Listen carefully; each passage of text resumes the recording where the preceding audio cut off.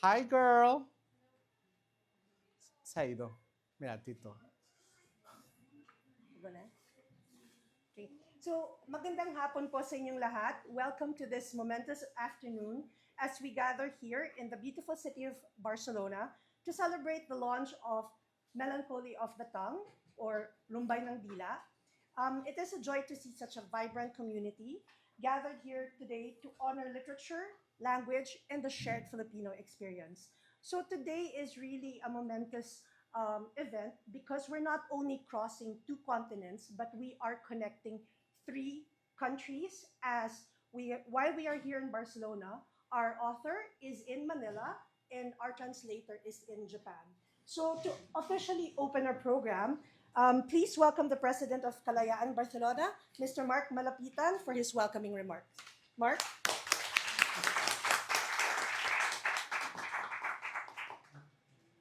Buenas tardes a todos. Good evening. As Sally said, I'm Mark Malapitan, but you can call me sexy, and I know that's me.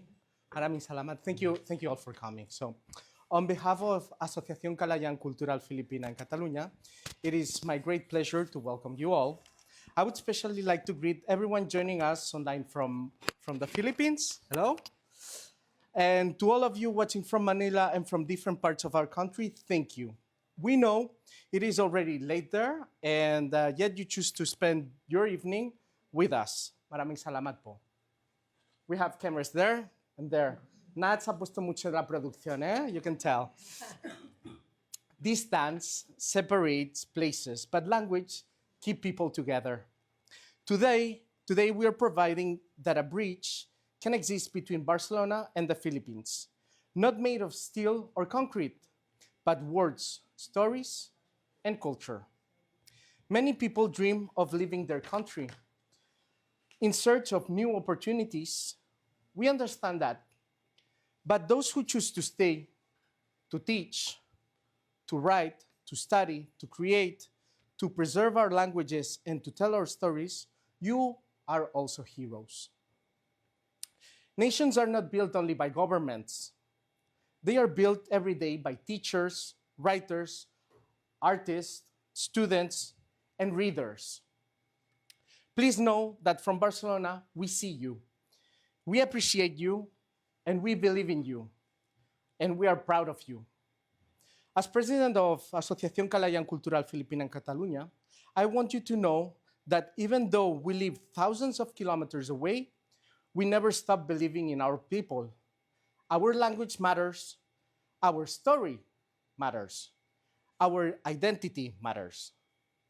Identity is not something to hide, it is something to embrace with pride. Throughout history, many communities, like ours, have felt they need to hide who they were in order to be accepted. But literature teaches us the opposite. Every time we speak our language, every time we tell our stories, and every time we share our culture, we're saying, this is who we are. Language is more than just communicate. It creates bridges. It connects generations, families, and communities across oceans, as you said, Ali. Identity is not a wall that separates us. It is a bridge that allows us others to meet us. Today, every conversation, every page, and every word spoken here becomes another bridge between Barcelona and the Philippines. Because when people know who they are, they walk with confidence. And confidence allows us to build stronger communities, stronger friendships, and a stronger future. Every language preserved is an act of hope. Every story told is an act of memory.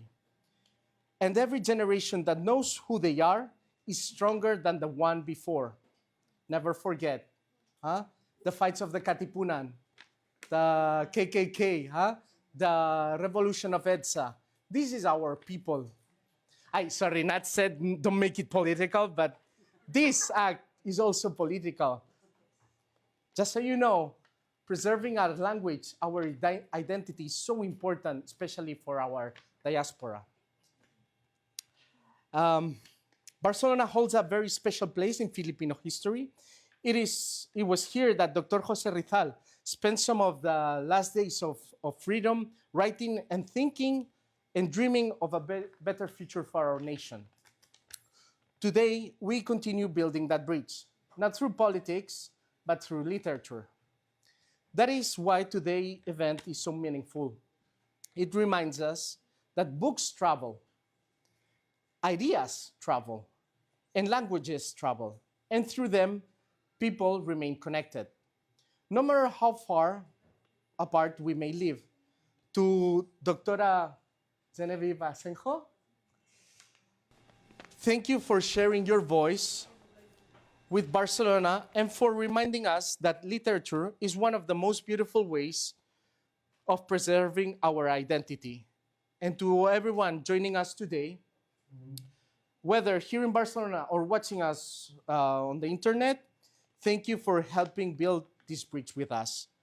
As long as our stories are told, our identity will never be forgotten. Maraming salamat po. Maraming salamat, President Mar. So again, let's all remember that literature is a bridge that connects our past to our present. So to introduce our brilliant minds behind the Melancholy of the Tongue, or Lumbay ng Dila, please welcome the editor-in-chief and publisher of the Filipino Expat magazines, Mr. Natsisma. If I may, excuse me, if I may, because I totally forgot it in my speech. Nats is a key bridge of this community in Barcelona. And thank you so much, because she's the editor of the Filipino Expat also. So big round of applause for her. Thank you very much. Good afternoon, everybody, for coming. We're very happy that you're here. It is my honor to introduce to you our writer and our translator of the book, The Melancholy of the Tongue. Dr. Genevieve Asenjo is a Filipino writer, scholar, translator, and children's book author, writing in the Kinaray-a and Hiligaynon languages of her home island, Panay, and in the Philippine national languages, Filipino and English, described as archipelagic writing in its reckoning with the interlinked concerns of gender and class with land, labor, memory, and haunting. She's profiled in the Cultural Center of the Philippines Encyclopedia of the Philippine Art Literature 2018. She has been awarded international writing fellowships, including residencies in Seoul, South Korea in 2009, and at the International Writing Program of the University of Iowa, USA in 2012.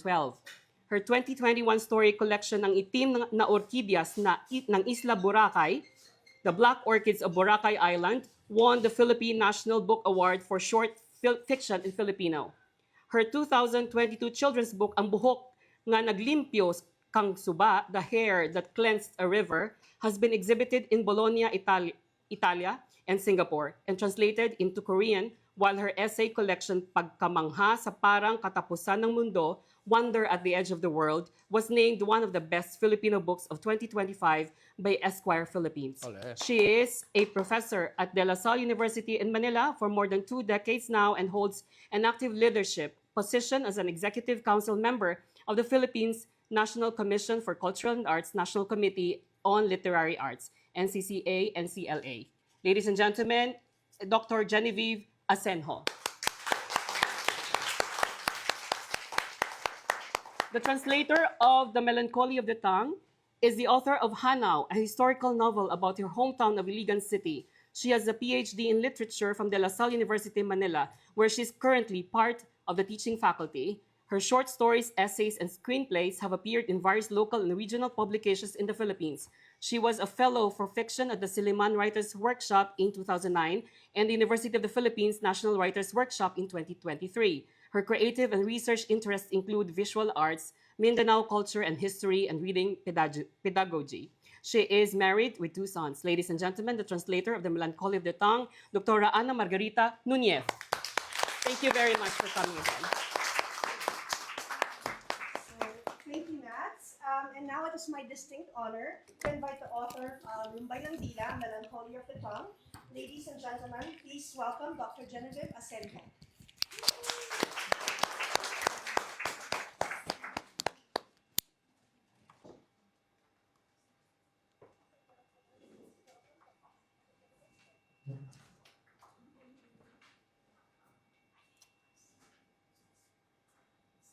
Hola Barcelona, buenas Hola! tardes. Magandang hapon at gabi rito sa Manila at medyo maulan-ulan. Nakita ko na napakainit diyan sa inyo. Many thanks for coming and spending your precious Saturday afternoon welcoming the English translation of my first and only novel to date, Lumbay ng Dila, The Melancholy of the Tongue.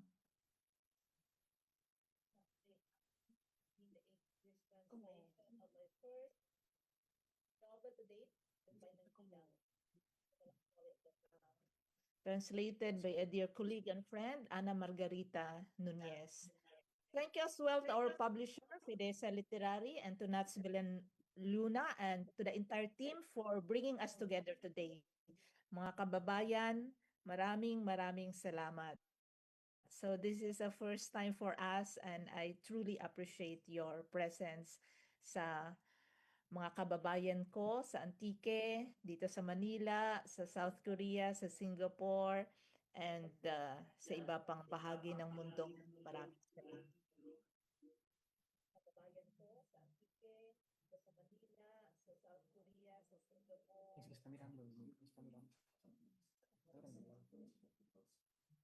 The story behind Lumbay ng Dila is in many ways a story about taking chances. Many years ago, Dr. Isagani R. Cruz, the scholar, writer, administrator, and one of my earliest mentors, took a chance on this novel. It was published in 2010 by CNE Publishing shortly after I completed my PhD at De La Salle University. And a year later, I received the Juan Silayas Special Citation for Excellence in Fiction and the Philippine Language at the National Book Award. In 2020, Ronald Verso, Bisang Balangay, took another chance on it, giving the novel a new life and introducing it to a new generation of readers. And then one day, an email landed in my inbox. I could have ignored it. Instead, after doing due diligence, I replied, I took a chance. Sometimes a book's journey depends on such small acts of faith. Fidessa Literary is taking a chance on Philippine literature. Ana Margarita Nunez took a chance on translating this novel into English, her first booklet translation. Mika Cabangon took a chance on imagining its visual life through a cover created from pigments drawn from the natural world. And many readers over many years took a chance on the book and carried it forward through recommendation, conversation, and generosity. The Melancholy of the Tongue is, at its heart, a novel about wounds that connect and cut us. It asks what has been passed on to us by history through colonization, political violence, displacement, poverty, silence, and memory, and what we choose to do with those inheritances. The story follows a young woman named Sadyah Sapanta Lopez who searches for the truth about her family and herself. She is haunted by the accusation that her grandfather murdered a local hero and by the loss of her revolutionary parents. Accompanying her journey are three lovers, a Filipino-Chinese law student, a Filipino-Muslim skilled worker, and an Indian pursuing graduate studies in Manila. Her name is Sadyah with an H. In my Visayan mother tongue, Kinaray-a non Sadyah means joy. And perhaps that is the novel's deepest aspiration. Joy not in the absence of suffering, but amidst and despite it. The belief that even in difficult histories, we can still search for truth, dignity, love, and meaning. The novel asks two simple but difficult questions. Now that you know the truth, what will you do with it? Now that you know who you are, what will you do? One of my inspirations was the Irish writer James Joyce. Long before I studied him in university, his work found its way into our small family library on a farm in Antique. Joyce helped make Ireland part of world literature. Reading him taught me that literature can begin from the local and still extend beyond the borders of our country. Joyce also taught me that literature can also extend beyond the borders of our country. Joyce taught me that literature can also extend beyond the borders of our country. Joyce taught me that literature can also extend beyond the borders of our country.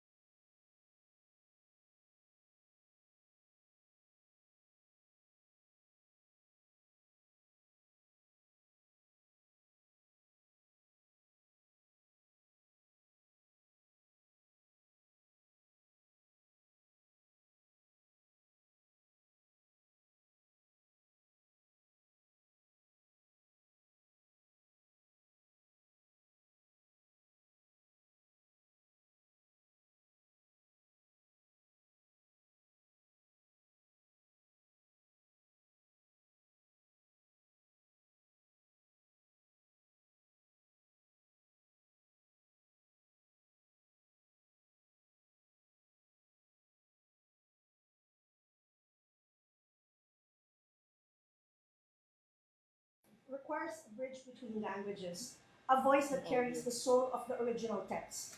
It is my pleasure to introduce the translator of this work, Dr. Ana Margarita Nunez.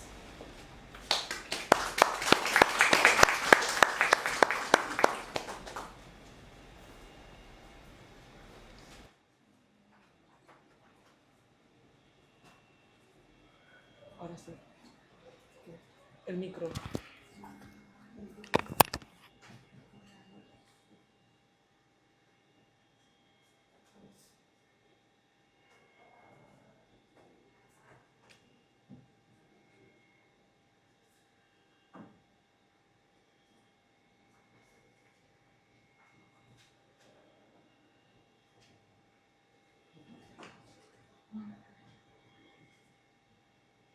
Hello, everyone, and thank you so much for being here with us tonight. It is a privilege to join you on this special occasion. I would like to begin by thanking Jen and Fidessa Literary for the wonderful opportunity to translate Lumbay ng Dila into the Melancholy of the Tongue. I have read this book several times, 10 years ago as a student, and now again as the author's friend, colleague, and the book's translator. Like all good books, it has something new to offer every time you read it again. When I was younger, I was really interested in Sadyah's amorous adventures in the real and the digital world, as well as her adjustments to life in the big city.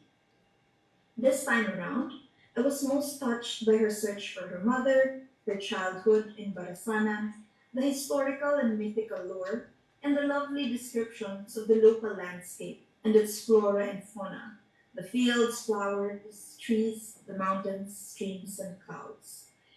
Translating this book was quite the adventure. Filipinos, of course, live in a multilingual and multicultural society. We are constantly translating from the languages of our hearts and our homes to the languages of school, of bureaucracy, business, and work. If you are a provinciana like Sadyah, and Jen and myself actually, then you have at least 3 languages and just as many worlds within you. When I translated Sadyah's story, I moved with her between and among these worlds as the narrative moves from the deeply personal, the realm of Kinaray-a and Hiligaynon, and the Hispanic words that populate daily life and our family histories and stories, to the artistic.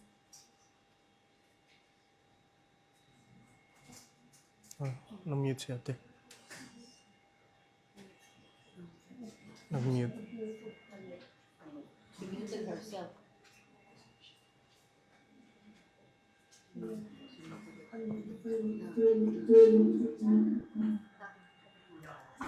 Mana, if you can hear us, please unmute yourself. If you can hear us, please unmute yourself, please.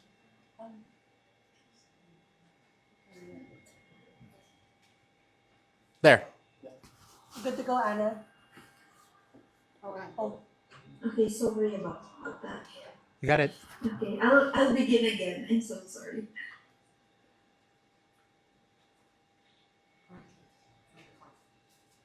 Okay, so hello everyone, and thank you for this wonderful opportunity to be with you. I would like to begin by thanking Jen and Fidessa Literary for the wonderful opportunity to translate Lumbay ng Dila into the Melancholy of the Tongue. I have read this book several times, 10 years ago as a student, and now as the author's friend, colleague, and the book's translator. Like all good books, it has something new to offer every time we read it again. When I was younger, I was mainly interested in Sadyah's amorous adventures in the real and digital world, as well as her adjustment to life in the big city. This time around, I was most touched by her search for her mother, her childhood in Barasanan, the historical and mythical lore, and the lovely descriptions of the local landscape and its flora and fauna, the fields, flowers, trees, the mountains, streams, and clouds.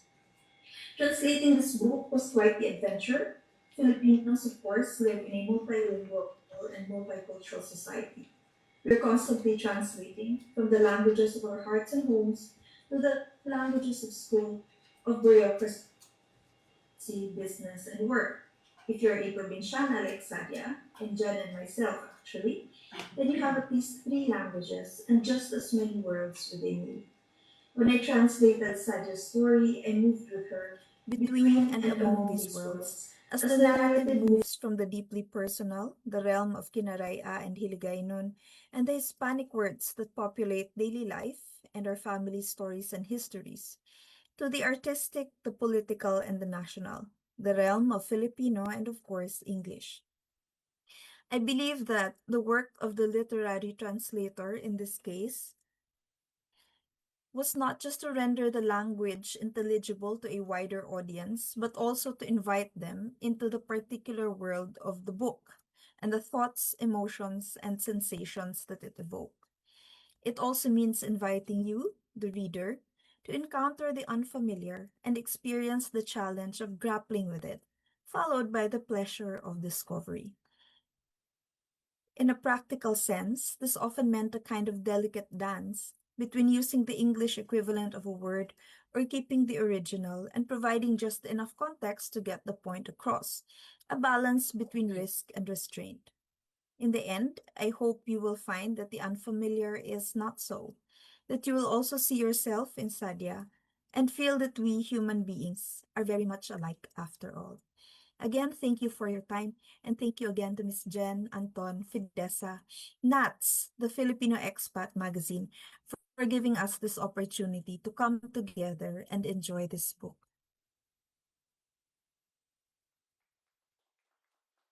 So much, Dr. Nunez. So now we're going to be starting the Q&A session. And Dr. Asenjo, I would like to know, how did you start your journey as a writer?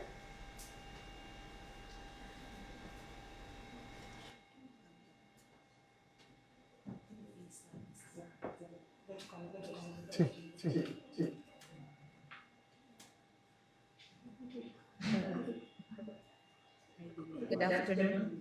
Uh, I was a reader first before I became a writer. So I think my parents' books, especially my mother's book in the farm, at the same time the many stories I've heard from my grandparents and from my parents started my writing career. At the same time, For Dila first come to you? my parents started my writing career. So, Lumbay ng Dila, it was written actually as a dissertation at De La Salle University. And just like what I said earlier, it was my opportunity to put my place, Antique and the island of Panay, in the Philippine literary landscape. Because so far, our Philippine literature are Manila-centric, right? So, that what excited me. And of course, we have stories like the one that inspired this novel, the story of our local hero, Evelio B. Javier, and the many interesting stories about the revolution in Panay that has not yet been written. So again, it was an opportunity to bring local stories into the national landscape. Sadyah's name beautifully mirrors her duality. Sadyah, which means joy in Kinaray-a and Hiligaynon, and purpose in Tagalog. Was this intentional character designed to reflect her internal journey of finding purpose through joy despite the weight she carries? Yes, no. I was really fascinated with Sadyah. Actually, even my nieces, no, we named them based on the local word, for instance, no, like tala, sinag, no, these beautiful words that we have. So, Sadyah, because again, she has tragic life story, no, being bullied for being the granddaughter of the one who was accused to be the murderer of the local hero. So I was interested on the bad or the evil, no, because before I wrote this novel, I've already written stories, and a reader commented that most of my characters are good people or nice people. So that intrigued me, and I thought this is my opportunity to meditate on the evil, no, which is of course uh, organic part of the human condition.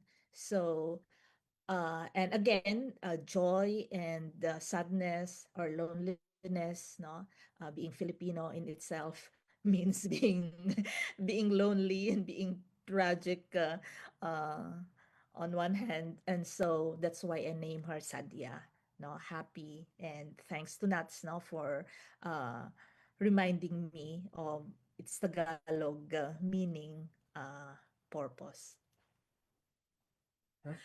Thank you for that. You anchor key meetings between Sadia and the men in her life. Stephen during a flooding, Ismael when it was drizzling, and Priya in the middle of a storm, all in distinct meteorological states. Does rain represent a cleansing force, a harbinger of turmoil, or perhaps the fluid nature of truth itself?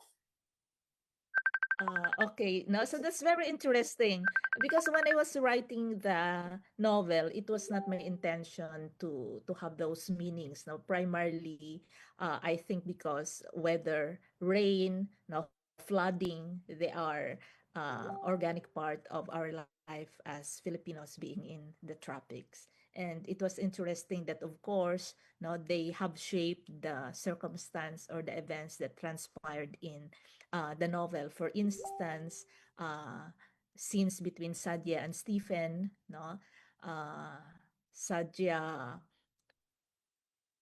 that was a test, no, if Stephen will come bring her food, no, despite the flooding, for instance, and uh, in the case of Sadyah and Priya, their encounter was actually facilitated by the the the fact that Sadyah's beloved Levi's jeans, no, flew to the balcony of Priya because of the typhoon, no. So and it was believable because again, no, that happens in the Philippines, and actually that was based on an anecdote, no, by a colleague that she was lamenting on that loss of her beloved jeans. So that gave me an idea, and I found that very interesting. So I thought, okay, I will immortalize it in the novel. Interesting. You highlight how language acts as an emotional key. English provides distance, while Kinaray-a in Hiligaynon brings Sadia to tears, touching her soul. Why do you think our native tongues possess the unique power to unlock our most guarded vulnerabilities? Thank you. This has been asked several times. And yeah, my answer remains that it's because the mother tongue remains to be the language of our primal emotions. No, so like for example, in times of crisis, I think we speak more in our mother tongue. When we are also angry, now we speak in our mother tongue. And just like what I said, my prayers remain to be in Kinaray-a. No, so mother tongue, they are the domains of fundamental basic emotions that we have, no, the what we call domestic intimacies, like for example when we speak of food, no, the things that we long, no, especially in our private moments, I think they remain to be in our mother tongue, and that's why the mother tongue remains to be powerful, like Filipino, for instance. Now when you are abroad, I'm sure when Alex Ayala speaks in Tagalog, no, it has a different emotional impact on us as a people. Dr. Asenjo. Speaking of language, Dr. Nunez, um, how difficult was translating this book, given that you had to capture the essence of Lumbay ng Dila into English, which isn't normally easy to do because there's always not a direct translation for the words itself. Well, To tell you the truth, I wasn't very anxious about translating this book. I looked at it as a challenge to enjoy. There are many languages in the book and there are many experiences. So Sadyah goes all the way from Barasanan, which is in the province, and then to Manila, very urban space. She goes to Thailand. She dates all kinds of men. So try to imagine it as depending on the language that you speak, you're in a particular headspace or you have a particular personality, or at least that's been my experience. So I kind of use that as a guide. So all of the languages here in this book that are used, so Filipino, Hiligaynon, all of those languages, more or less, you encounter them organically when you live in the Philippines. And so I just in many cases translated it in a way that felt right for the mood and the psychological tone of the scenes in the book. So I think that instead of dwelling on or being afraid of, oh, this is hard, or oh, I'll never be able to capture this particular feeling in this language, there's something also intuitive about the process of translation and a practice of empathy on the part of the translator, where you try to imagine or try to feel also what the character feels, or try to capture the intent of the author, even if not perfectly. Then you can also, I hope, no, intuitively capture what they mean to say. And of course, it helps that if the language you're translating into is a language that you're very comfortable with and that you have read extensively in. And that's one of the quirks of the Filipino nation, I suppose, that if you were born in a non-Tagalog speaking region, or if you come from a non-Tagalog speaking region, such as myself, then sometimes you also gain a proficiency in the other languages that we use, such as English in my case. So there, I guess it's also an act of subversion, um, given the use of the heavy use of Tagalog, no, in Filipino. So there, I'm very comfortable with the use of English, and all these other languages are also organically encountered. So it was intuitive and fun to do the translation. Glad to hear that. Also, do you have any favorite chapter or short you enjoyed translating a lot or found a bit of difficulty in connected very deeply with it? There are many parts of this book that I enjoyed. Actually, I found the most challenging to translate the parts where we have the use of digital media or social media, because that has changed a lot, no, since the book was written. So that was the part that was difficult to recreate. So Jen and I even agreed, oh, let's not use, let's say, Friendster, for example, because it doesn't exist anymore. So we just use social media instead. So for me, it was that part that was challenging because technical terms can be very time specific. And once that technology is no longer being used, or that digital platform is no longer being used, then it no longer resonates with the audience at present. So for the favorite scenes, I would say that of course the exchanges Sadyah has with her various lovers, no, are very entertaining, very witty. Ang cute nung ano, I found it really cute, her exchanges with Priya, for example, because this is somebody for example from a very different culture. I also enjoyed doing, I think one of my favorite chapters is chapter 5, when Sadia goes to her ancestral home, goes to the home where she meets her grandfather Marcelo, because there's a lot there about her background. And I love the visual and sensory tour that the author takes us through the old house. There's so many artifacts there, and then you have their local names as well. So I really enjoy that for my own sake, because I like old houses and old things. There are many things to enjoy in this book. That's my personal favorite. Yes. Congrats, Dr. Nunez. Dr. Asenjo, do you have a favorite part or chapter in your book? Ah. I never thought about that, no? And this is the first time I was asked about it, no? Medyo mahirap. Perhaps the opening chapter, no? Because like it was intentionally written to be short, no? So the novel opens with that news, with that breaking news that after 21 years of trial, her grandfather was acquitted, no? And that the jump start the now this is the time, no, to confront what's really the truth, no. And yeah, it was like just a few pages, no, and then you jump to chapter 2.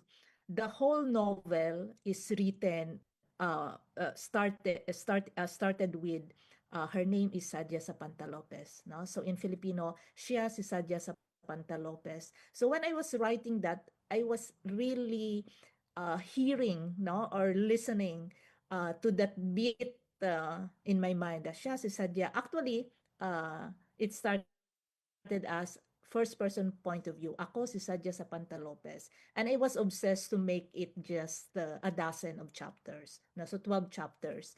But then my advisor said na that will constrict, no, the 12 chapters will constrain it, no. So I made it into 40 chapters, and I changed the POV from first person to third person point of view, limited to Sadyah. So siya si Sadyah Sapanta Lopez. So every chapter opens with that. But of course, there's the variation. Okay, thank you. And what do you hope readers feel when they finish the last page? I will not say, I will not spoil the last page, no, or the last chapter for you. But I hope, first and foremost, I want my readers to have that reading experience, reading pleasure, no, yung pagbalik sa wika at pagbabalik sa, no, the intimate, no, the personal.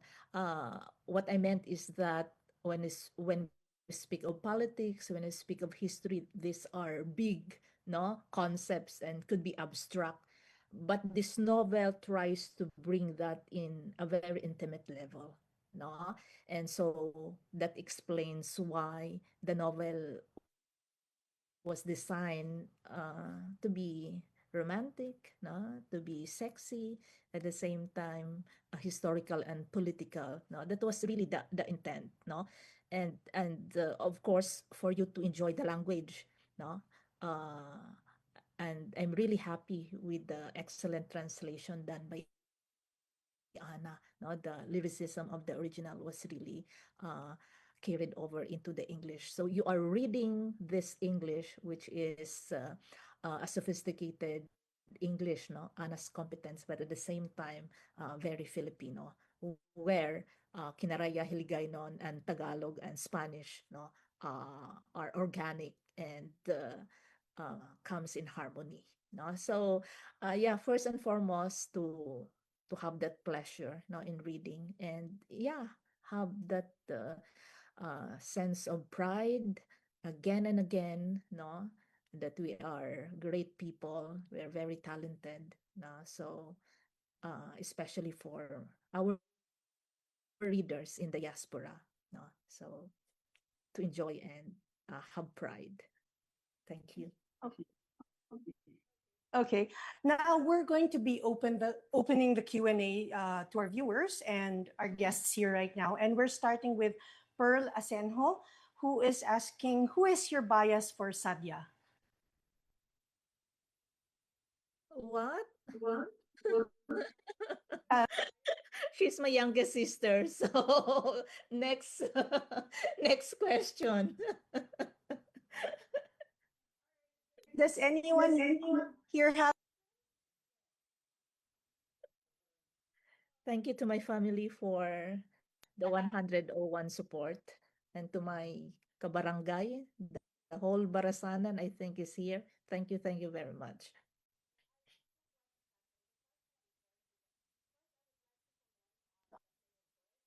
on because the melancholy ng I like how it is possession. And then the other one is Lumbay of the Tongue. I don't know if that's how you are supposed to read it. Yeah, the Melancholy ng Dila and Lumbay of the Tongue. So I really like it. My question is the graphics or the visual on the cover of the book, I think deserves a whole novel by itself because the title and the visual, it's really intriguing. Like I like the title of the book, the words, but how the representation of it, the visuals, I want to hear. It might be an interesting story for everyone, for us, everyone here to. I want to the inspiration behind the visual of the cover of the book.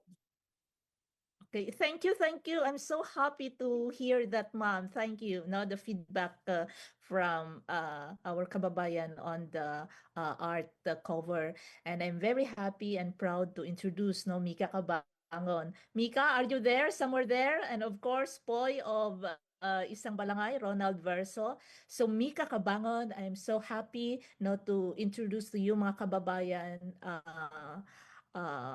She's an award-winning and a very talented poet at the same time visual artist. And what's amazing is that Mika is working, no, the color was made from natural pigments, no, so from the leaves, plants, flowers like Malabar spinach, turmeric, no? So, in the age of AI, sabi ko nga, we have here an original and really, no, a genuine artist, no, for our art book cover, no, art in our book cover. So, yeah, no, I'm proud that this novel, aside from me, no, we have Ana and we have Mika, no, our talented Filipinas. So thank you, thank you. Mika would be happy to know about that feedback on the illustration. Other questions from our listeners in Manila? Yes. Is it possible to listen to a reading of the few pages of the book? Yes. Yes, actually, thank you for that segue. Dr. Asenjo and Dr. Nunez to grace us with a passage reading. So, Dr. Asenjo? Dr. Nunez? Nats, may I request for the video reading, video recording? I think it was a good reading.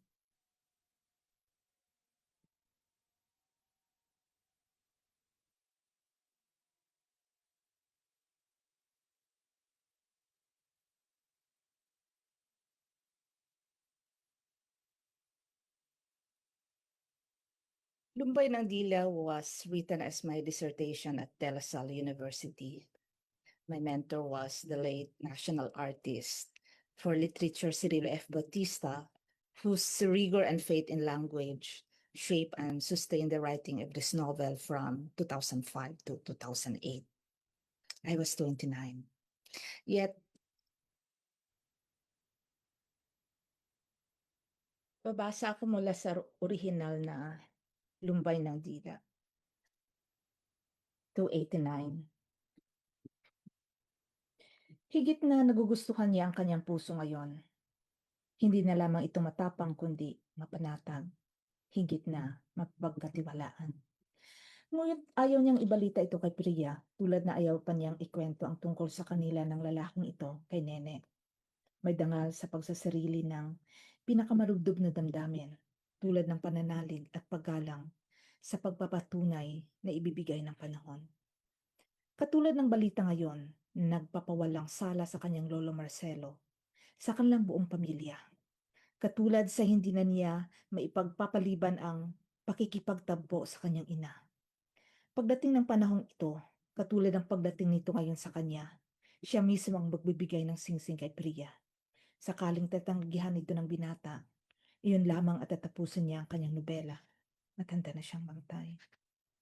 Naalala niya si Stephen, si Attorney Stephen Chua. Higit 5 taon na, Karapat-dapat na siya sa prudence na ipinangaral sa kanya ng binata. Dinayal niya ang natatanda ang numero nito ng kalang bahay sa Binondo. Madali niya itong nasa ulo at ngayon naaalala dahil malapit ito sa pagkakabaliktad sa trunk line ng universidad. Tumuno, may sumagot, isang babae. Nakiusap siya tungkol sa binata. Pinahintay siya. Nanginig siya, may ganitong epekto ang bawat pagtatagpo nila ni Stephen. Kahit tiwala siya na hindi ito, ibababa ng binata sakaling makilala kaagad ang kanyang boses.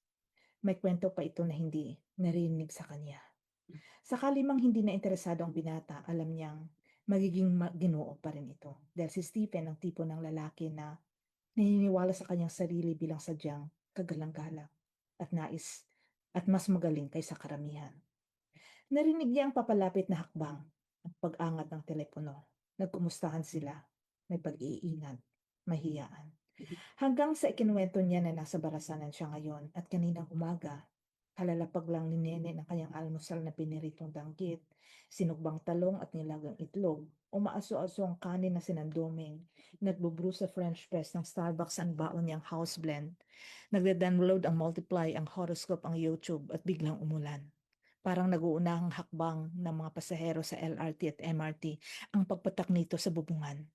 Nagmamadali si Nonoy na lumabas para isahod ang timba mula sa tulo ng bubungan. Pagkatapos nagpaalam ito na pupunta sa palayan para tingnan kung may nabutas na mga pilapil. Baka tuloy-tuloy ng ulan. Naghihiyawan sina Joshua at Angela. Nakalalabas ang mga palad sa bukas na bintana sa kanyang gilid sa kwarto, sumasahod sa ulan. Memory of wetness, alaala ng pagkabasa, pamagat niya sa kanyang blog.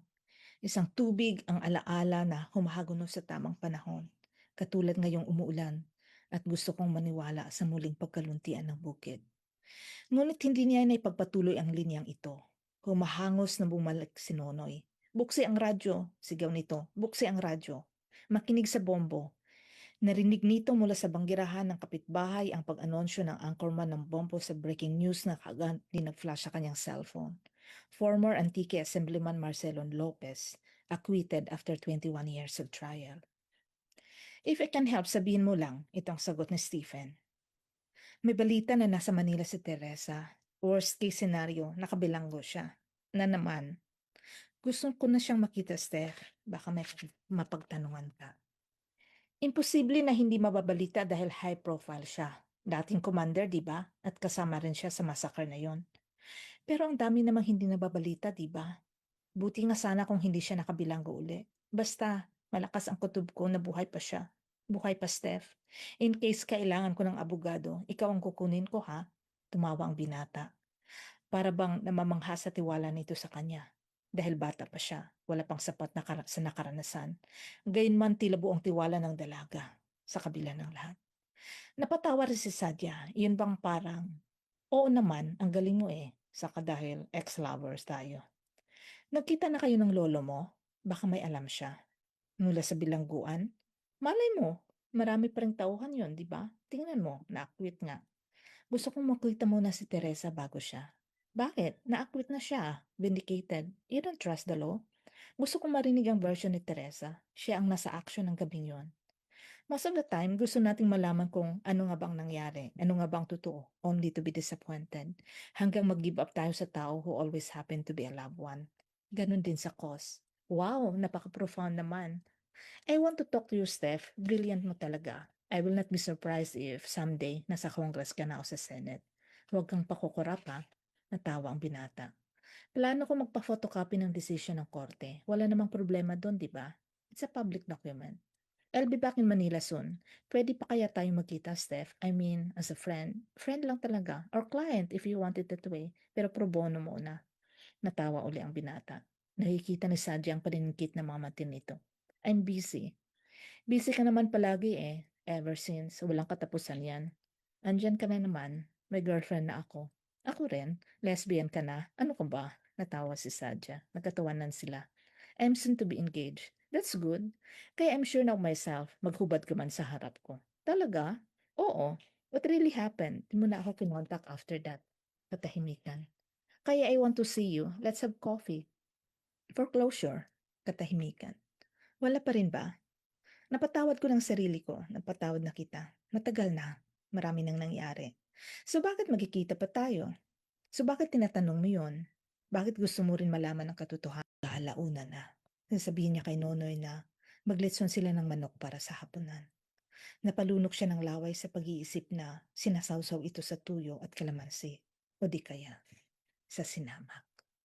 Maraming salamat.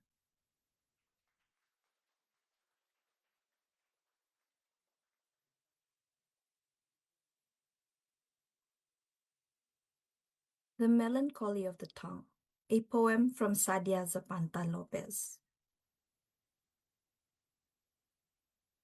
I am greeted by a bag of tamarinds, and the supermarket becomes a country field. Sweet and spicy Thai, 69.75. I remember the sweet and the sour. I need a plane to fly back to that field. Going to the supermarket has become an exercise. How do you measure the distance between the sweet and the sour? We were only 6 inches apart. The afternoon we climbed to the highest branch. But you wanted to go down, back to the earth to taste the ripe fallen fruit I couldn't wait for. It was cruel. How you slipped down, escaping like a spider in the grass. I will buy this bag of tamarinds, though it is foreign, like this field where my tongue is melancholy. Today that afternoon is so far away. That field was alive, like the tamarind tree that stood there, like you and me. I want my tongue to bleed from the sweet and the sour. The Melancholy of the Tongue by Sadyah Zapanta Lopez.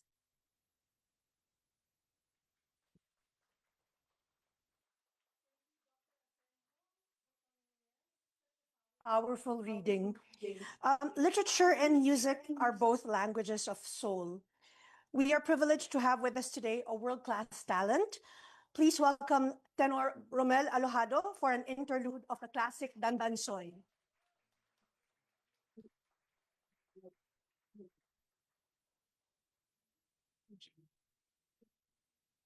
Oh.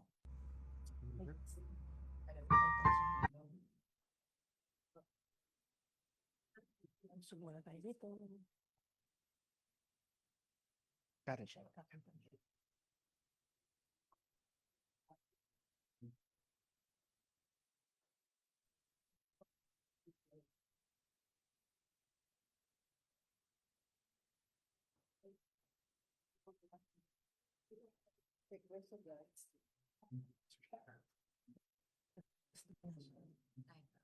So I'm gonna sing a song called Dandansoy. So Dandansoy is an Ilonggo art song. So just a short background about the art song. So art song in our culture is called kundiman, and it's similar to German Lieder. And if we talk about art song, both the accompaniment or the piano and the voice are singing. So you can you can barely hear the melody in the accompaniment or in the piano because the piano also is a highlight of the song, not only entirely the voice. Okay, so I hope you will like it.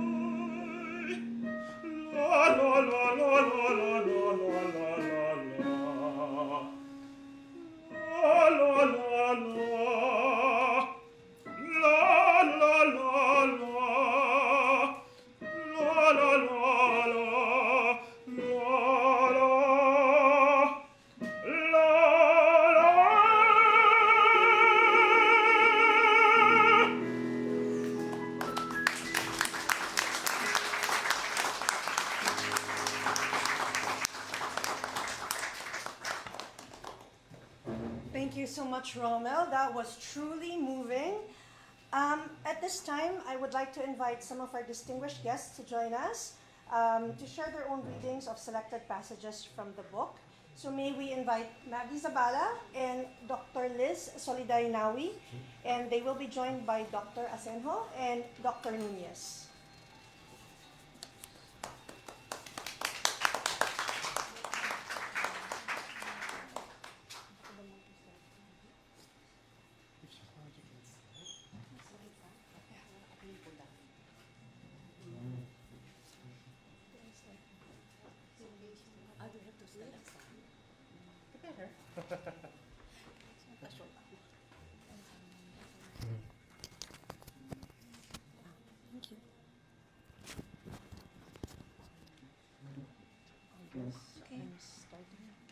Please, an applause for Maggie Zabala and Dr. Alice Nawi.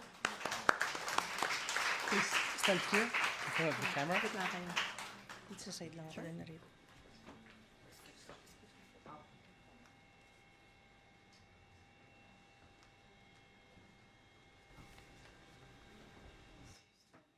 Okay, so Sadyah inserted her key into the double lock, then the main lock. Finally, she turned the doorknob. She felt for the light switch, flipped it, then went to put her bag on the center table. This is it. She saw her mother glance at the gray refrigerator. On top, she had arranged a bottle of Salabat, extra virgin olive oil, a Starbucks French press, a packet of English breakfast tea, Sulawesi coffee, and a package of dental floss. The older woman's gaze went quickly over the room. Shades of commander of the past. It came to rest on the bunch of purple statues in a slim crystal vase on top of a round table between an armchair and a sofa. It took in the books, the novels, the fiction, and the rows of original CDs and DVDs. These are the ones I got in Quiapo. Sadyah said, pointing to two big paper bags in the corner. Teresa examined them, turning them over in her hands one by one, nodding her head. Sex and the City, Heroes, The Practice, Les Miserables, Stanley Kubrick, Collection, Last Tango in Paris, Goya's Ghost, Frida, The Science of Sleep, Lolita, Pop Fiction, Pride and Prejudice, Gandhi, Becoming Jane, Mr. Brooks. Interesting. She said. Her fingers stroked the Chinese mask beside a wooden glass panel near the room. A gift from a friend who studied Mandarin in China while teaching English. It's supposed to keep bad spirits away. Teresa nodded. It's nice. She said, referring to the wooden glass panel. Yes, that's why I chose this unit. It's semi-furnished. Came with an air conditioner and the bed frame. The semi-double mattress is mine. It was a bit expensive, but at the end of the day, all you need is a good rest, so it's okay. It's worth it. The writing table and the chair are from Dimension. She opened the door that led out to the balcony. It faced the balconies on Tower 2 and a view of hanging laundry. From here, she could look up and see Priya's old room. It stayed vacant. Beyond this, one could see the rooftop of adjoining condominiums, the top of the Star City sign, and the buildings of the CCP. Those are my mountains. Sadyah said, pointing. There are plenty of NPAs there too. People with no permanent address. She laughed. Teresa smiled thinly. The wind here is pretty strong. Yes, laundry dries pretty fast. It's a good thing it doesn't blow away. One time, when there was a typhoon, that's actually how I met my boyfriend. Really? Tell me about it. Only if you tell me yours and Tatay's love story first. Is that all? Sadyah became serious. Let's have coffee. They went back inside. There was a pair of 5-pound dumbbells on a side table beside the hanging cabinet. Sadyah caught her mother looking at them. I used to work out, but I got lazy, so I got those instead. How many kilos do you weigh? 50? 55. She laughed. For toned muscles, and it makes me feel better. I have a better appetite when I exercise, but I always forget. It burns fat and converts it into good cholesterol. I do yoga at times. If I didn't, I'd probably get cranky. I'm getting old enough. Sadyah looked closely at her mother. The woman was slim, and her wavy hair was thin, more white than black. She counted the years, guessing her age based on the day of her birth, February 28, 1951. Her mother was 56. Teresa was a Pisces. They would get along since she was a Capricorn. Sadyah opened the laptop resting on the table. She chose Somewhere, the West Side Story version, from her playlist. They went back to the sala. She opened the refrigerator, got out the wine bottle where she kept her drinking water, poured its contents into a mug from a rack nearby, and drank. She filled another glass and put it on the center table for her mother. What time do you sleep? I have to go to bed by 12. She answered. Because if I go past that, I have a hard time falling asleep. And when I lack sleep, I get moody. I lose patience with my students. Do you drink a lot of coffee? Starbucks doesn't even work anymore. Sadyah expected Teresa to respond with a lecture on globalization and American capitalism. She had an answer ready, one that wasn't really an argument. She had read a book about the coffee shop and discovered that one of its original founders in Seattle was a writer. Their mission was simple, a strong desire to share their love for quality coffee. That's what she found inspiring. When she was feeling low in the condo, she went to Starbucks to write and read. The electricity was free, and she did not need to leave an ID to read a newspaper. She was waiting for her mother to tell her something along the lines of, so many people are hungry in this country, and you drink coffee that costs more than 100 pesos out of a plastic cup. She would respond, to this day, Nene still drew water from the stream. And what could Teresa, a member of the NPA, do for the people like Nene in Barasanan? Sadyah had worked hard to study in UP, and she did her best at her job as a professor in LaSalle. That's why she had the means to get electricity to Nene's house and get her a TV. She had redeemed a part of their inheritance and had started her mahogany nursery in Balay Sugidanun. Nobody, not even Teresa, had the right to tell her that she was being pretentious when she drank Starbucks coffee. Her reason was simple. She liked it because it tasted good. But her mother stayed quiet, sitting with her legs crossed, leafing through the issue of Time, Cosmo, Opera, 2401, Taridel, and the Lasallian. The woman looked like a provincial version of Gretchen Barreto. Her beauty did not need expensive anti-aging creams or bello surgical treatments. Sweetest Thing by U2 was playing on the laptop. Sadyah filled the electric pot with water. I like your skin. She finally said. She took a packet of beef shabu-shabu from the freezer. She wanted her mother to try her version of Priya's specialty. Teresa stopped flipping through the magazines. She lifted the hem of her blouse and showed Sadyah a vivid scar on the right side of her waist. Long welts that stretched all the way to her back. She lifted her skirt to show her daughter another welt on her right thigh, near the edge of her panties. Sadyah swallowed. She took 2 bags of onions from the refrigerator. White or red? Red. Teresa went back to her reading. Sadyah took 2 big onions and soaked them in water. That, she had learned, would prevent her from tearing up while she sliced them. The water began to boil. A small click from the electric pot signaled that it was ready. She pulled the plug and poured the hot water into the French press, mixing in 2 tablespoons of Sulawesi. Sugar or honey, she wanted to ask. She had a bag of muscovado from Antique, 5 sachets of Starbucks brown sugar, a bottle of honey that she preferred to use from time to time. But Sadyah did not say anything out loud. Let her ask for it, she thought, because now Teresa was reading her book, Ang Lumbay ng Dila. She had been waiting for Teresa to notice it on her shelves. Read it, mother, she said to herself. Find out who I am by reading my lines, my poems. Teresa read thoughtfully, her legs crossed. Sadyah took a placemat from the cabinet above the refrigerator. She set it down on the center table and brought the French press and 2 mugs. After pouring the coffee, she took a sip. Perfect. She said. She handed the second mug to her mother. Writing is in your blood, no doubt about it. Teresa said. Sadyah shrugged. She pulled up a folding stool and sat down, facing her mother, leaning her back against the wall. Her mother took a sip of coffee. It's good. She remarked. Then she went back to her reading. I like this. She said, pointing to an open page. she began to read the poem out loud.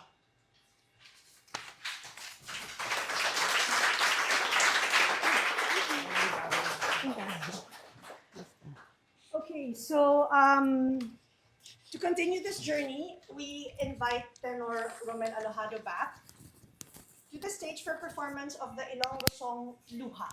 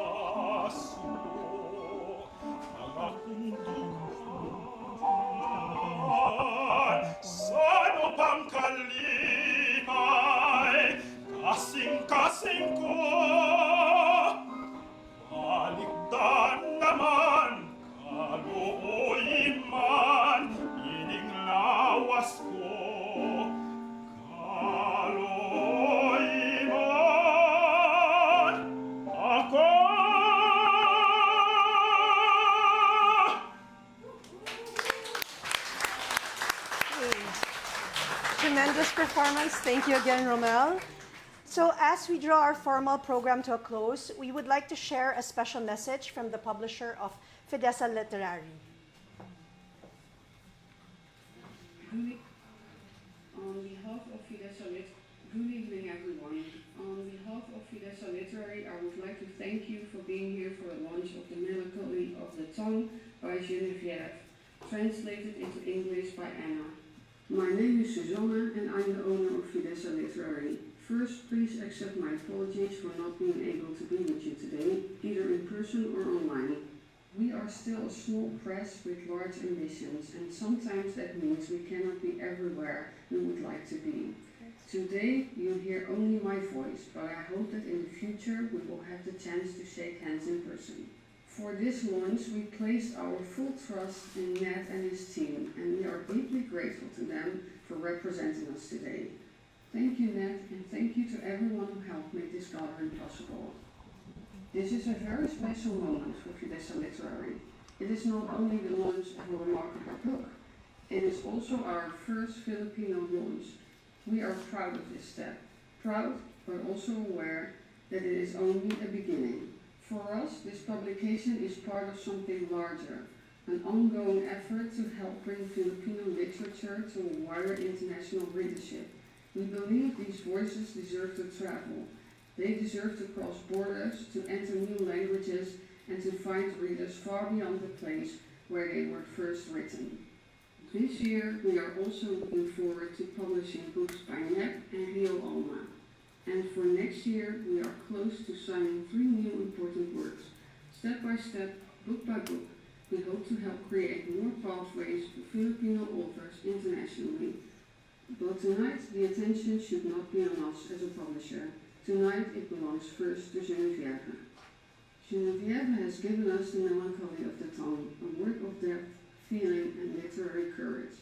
It is a privilege for us to publish it, and we are honored to help bring it to new readers. The light also belongs to Ana, who has done a great job translating the book into English. Translation is never merely a technical act.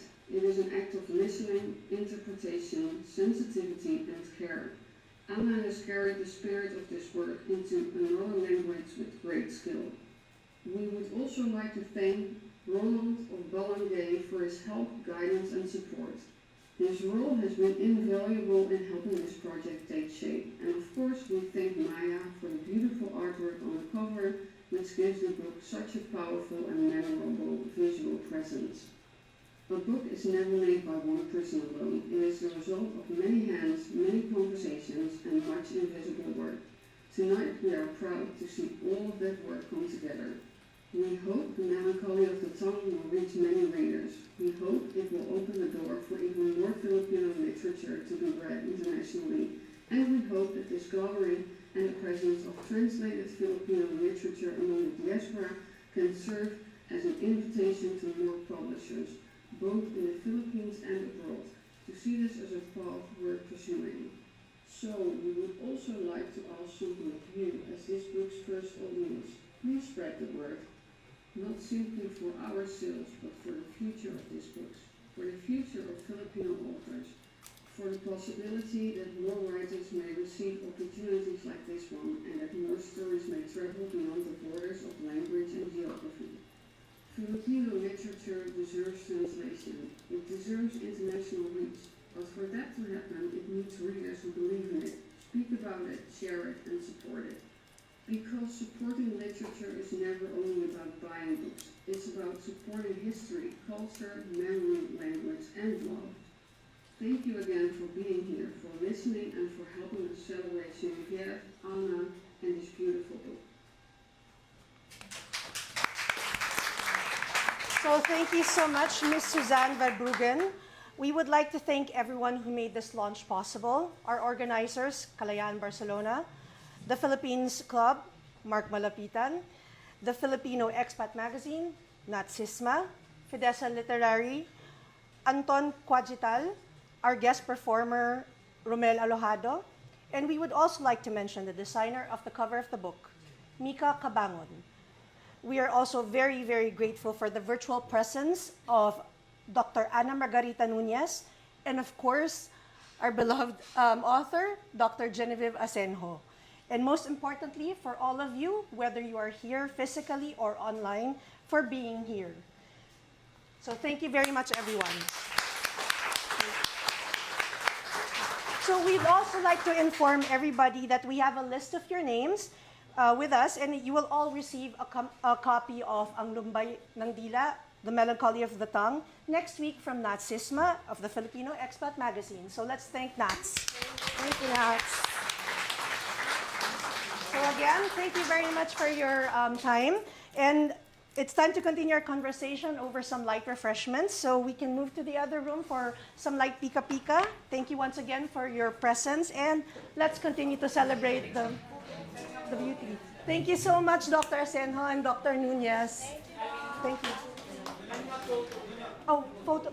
Oh, everyone will have a photo with Dr. Asenjo and Dr. Nunez. If you can come forward, everyone. Are you gonna sing?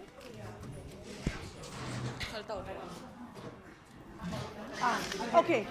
So, Maggie, come here. Here. Thanks, Doc. Thanks, Doc. Maraming salamat. Muli. Maraming salamat. Thanks, Doc. Okay. We'll have a photo now. Photos, ma.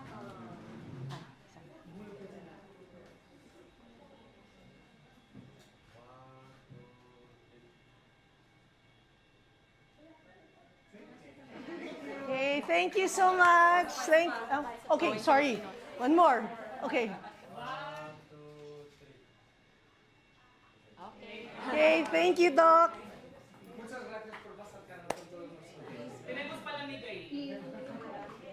Thank you, Doc. Cheers.